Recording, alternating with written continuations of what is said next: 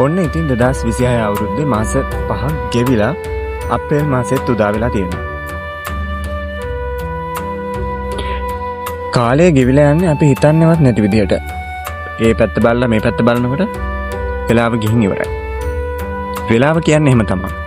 කාලය කියන දේ කවදාවත් අපි එනකම් බලාගෙන ඉන්නේ නැහැ. හැබැයි අපිට සිද්ධ වෙනවා අවශ්‍ය කාලේ එනකම් බලාගෙන ඉන්න. හැබැයි ඒ කාලය තුල අපේ ජීවිතවල ගොඩක් දේවල් සිද්ධ වෙලා තියෙන්න පුළුවන්. හැබැයි ඔය මොන කාලයාවත් සිංහල අලුත් අවුරුදු කාලය කියන්නේ අපේ ජීවිතවල වටිනාම මතකයන් රැසක් ඉතිරි කරලා තියෙන කාලයක් වෙන්න පුළුවන්. කාලයක් වෙන්න පුළුවන් නෙමෙයි, කාලයක් තමයි. මගේ ජීවිතේ ගොඩක් වටිනාම කාලේ තමයි පොඩි කාලේ. ඉතින් මේ පොඩි කාලේ අපි ගත කරපු අවුරුද්ද තාමත් ඒ විදිහටම ගත කරනවා. නමුත් අපි දැන් වයසට ගිහිල්ලා එංගපතින් වෙනස් වෙලා මේ හැමදේම වෙනස් වෙලා ගත කරන විදිහත් වෙනස් වෙලා. හැබැයි අලුත් අවුරුදු කාලේ එනවා කියන්නේ අපි ආපහු ඔටවම අර කාලෙට ආපහු යනවා. අපි ඉස්සරේ සමරපු අවුරුද්ද දැන් අපිට විදියට සමරන්න හම්බෙන්නේ නැහැ. මොකද අපි අපේ රැකියා කටයුතුත් එක්ක ගොඩාක් කාර්යබහුල වෙලා ඉන්නේ. සමහර වෙලාවට අපිට අවුරුද්දටවත් ගෙදර එන්න හම්බෙන්නේ නැහැ. ඉතින් එහෙම ඉඳලා ඔන්න මට මේ පාර අවුරුද්දට ගෙදර එන්න හම්බ වුණා. ඉතින් මේ පාර ලොකු දෙයක් මේ අවුරුද්දට මට ගෙදර එන්න හම්බෙච්ච එක ගැන. ලොකු කාලයකට පස්සේ තමයි මම මේ විදිහට ගෙදර අයත් එක්ක අවුරුද්ද සමරන්නේ. ඉතින් බලමු අපි අවුරුද්දට කොහොමද ලෑස්ති වෙන්නේ කියලා.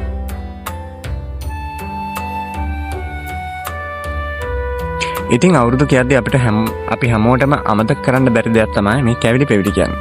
ඉතින් මේ කැවිලි පෙවිලි හදන එක අප්‍රේල් මාසේ මුල ඉඳලම වගේ සාමාන්‍යයෙන් අපේ ගෙවල් වල සිද්ධ වෙනවා. ඉතින් මේ විදිහට තමයි අපේ ගෙදරත් මේ කැවිලි පෙවිලි හදන වැඩ කටයුතු ටික කරගෙන ගියේ.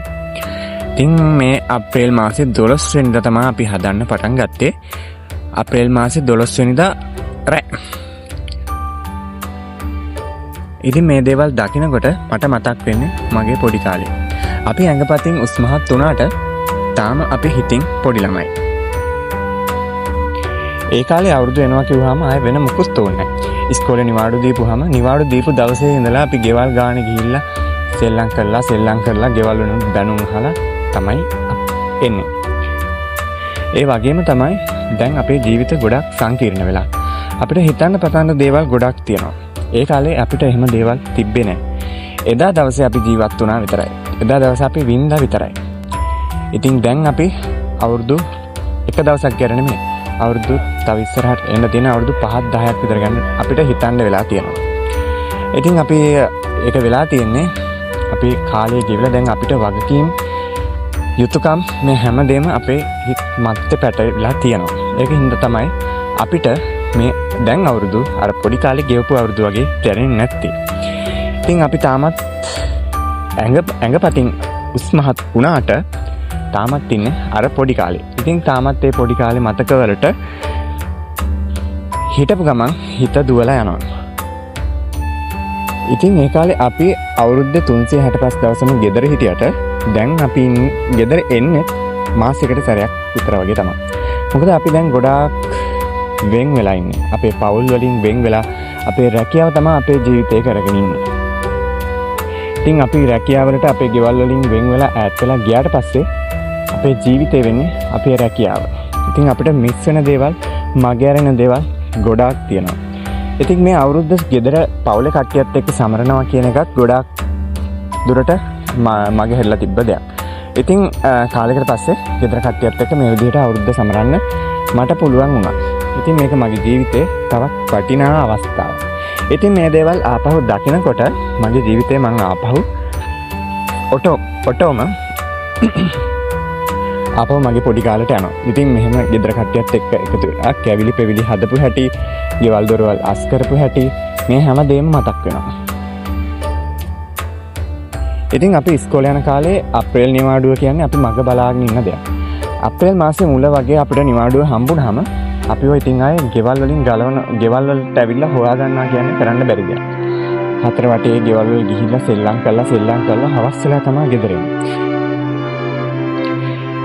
ඉතින් එහෙම ගෙවල් වලට ගිහිල්ලා අපි ඒ කාලේ තිබ්බ සෙල්ලම් හැමදේම කරා. ක්‍රීඩා වගේ හැමදේම අපි කරලා තියෙනවා. ඉතින් ඒවා අදටත් මගේ මතක පොත දිහා බලද්දි අලුත් වෙනවා. නිකන් ඊයේ පෙරේදා කරපුවා වගේ තමා කියලා. ඉතින් හිතලා බලන්න මේ ජීවිතය කියන පොතක් නම් අපි ඒ පොතේ පිටු කොච්චර ඉස්සරහට පෙරලගෙන ඇවිල්ලාද? ඒ පිටු අස්සේ අපිට මගහැරිච්ච පිටුත් තියෙන්නේ නැති. අපිට කියවන්න මගහැරිච්ච පිටුත් තියෙන්නේ නැති. ඉතින් මගේ ජීවිතේ නම් එහෙම ගොඩාක් කියවන්න මගහැරිච්ච පිටු තියෙනවා. හැබැයි දැන් මේ මගහැරිච්ච පිටු දිහා බලන්න වෙලාවක් නැහැ. මොකද ඒ පොත ජීවිතය කියන පොත කවදාවත් ආපස්සට පෙරලන්න බෑ.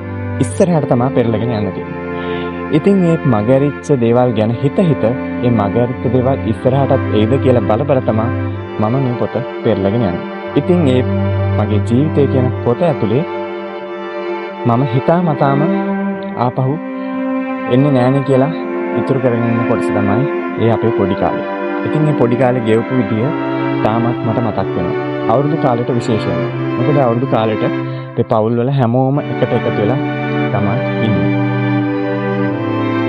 ඒ කාලේ අවුරුද්ද සමරන්න ගෙදර එන්න නිවාඩු ගන්න ඕනේ වුණේ නැහැ. මොකද අපිට ඉස්කෝලේදී ඔටෝම නිවාඩු හම්බෙනවා.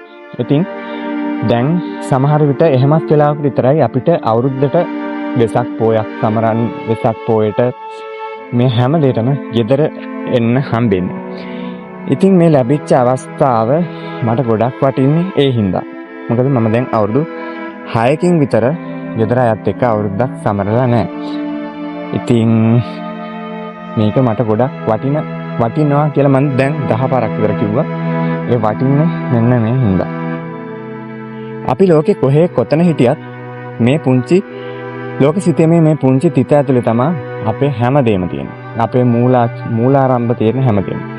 ඉතින් මේ පුංචි තිත ඇතුලේ සමහරු ඉන්න පුළුවන් මේ පුංචි තිත ඇතුලේ කොහේ හරි ගෙදරින් ගිහිල්ලා ගෙදරින් මිදිලා රස්සාවක් කරන ගමන් ඉන්න හරි මොකක් හරි කරන ගමන් හරි ඉන්න පුළුවන්. හැබැයි ආපහු Taman හිටපු ඒ ගෙදරට ඇවිල්ලා මේ වගේ අවුරුද්ද සමරනවා කියන්නේ වෙනම වයිබ් එකක්. ඒක පොඩි කාලේට ආපහු ඉව අරගෙන යනවා වගේ වැඩක්. අම්මලා තාත්තලා සහෝදර සහෝදරියෝ නැන්දලා මාමලා මේ හැමෝම එක්ක.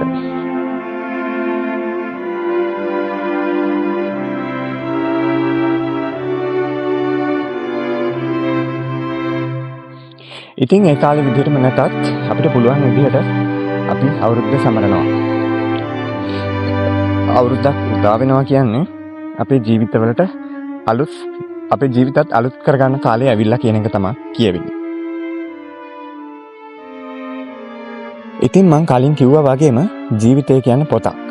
ඒ පොත ඇතුලේ එක જાතියේ පිටු තියෙනවා.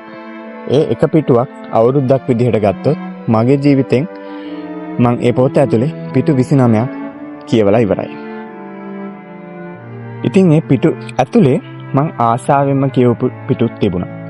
ඒත් එක්කම කුරුටු බලි ගාලා දාන්න හිතුණ පිටුත් ගොඩක් තිබ්බා. ඉතින් ඒ ආසාවෙන්ම කියවපු පිටු දිහා බලාගෙන ඉස්සරහට තියෙන පිටු ටිකක් කියවන්න තමයි මම මේ හදන්නේ.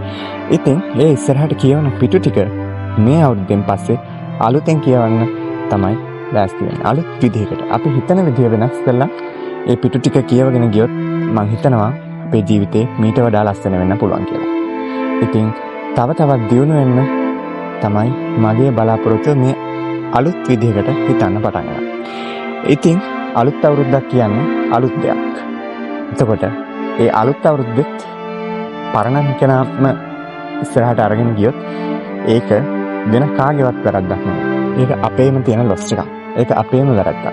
ඉතින් පරණ කෙනාව අලුත් අවුරුද්ද ඇතුළේ ඉස්සරහට අරන් යනවා කියන එක අපේ ජීවිතවලට ලොකු රිස්ක් එකක්. ඉතින් මේ පරණ කෙනාව අමතක කරලා Taman ඇතුළේ ඉන්න අලුත් කෙනාව ඉස්සරහට අරගෙන එයාට chance එකක් දීලා ඉස්සරහට අරගෙන යන එක තමයි අපි කරන්නම ඕනේ. ඉතින් එහෙම නොකර අපි ජීවිතේ ඉස්සරහට ගලාගෙන යනකොට අපේ ජීවිතේ තැනක ස්ටක් වෙන්න පුළුවන්. අපේ ජීවිතේ තැනක වරදින්නත් පුළුවන්. සමහර විට එහෙම වරදින්න හේතුවත් අපිම වෙන්නත් පුළුවන්. මොකද අපි පරණ දේවල් ගැන හිතාගෙන ඉස්සරහට ගියොත් අපිට කවදාවත් ඉස්සරහට පේන්නේ නැහැ. ඉතින් ඒ වෙලාවට අපේ ජීවිතේ වැරදුන වෙලාවට කාටවත් ඇඟිල්ල දික් කළත් වැඩක් නැහැ. අපිටමයි ඇඟිල්ල දික් කරගන්න ඕනේ. අපි කාටවත් ඇඟිල්ලක් දික් නොකර අපේ දිහාටත් ඇඟිල්ලක් දික් නොවන විදිහට වැඩ කරගෙන ගියොත් අපිට කවදාවත් ඒ විදිහට මේ ජීවිතය ඇතුළේ ස්ටක් වෙන්න වෙන්නේ නැහැ. වැරද්දක් වෙන්නේ නැහැ. සමහර වෙලාවට අපේ ජීවිතේට අභියෝග එන්න පුළුවන්. ඒ අභියෝග මගහැරලාම යන්න පුළුවන්. අපිට නොදැනීම. ඉතින් මේ අවුරුද්දේ මම බලාපොරොත්තු වෙන්නේ ජීවිතේ අලුත් විදිහකට පටන් ගන්න. ජීවිතේ අලුත් විදිහකට මේ පොත ඇතුලේ ලියාගෙන යන්න.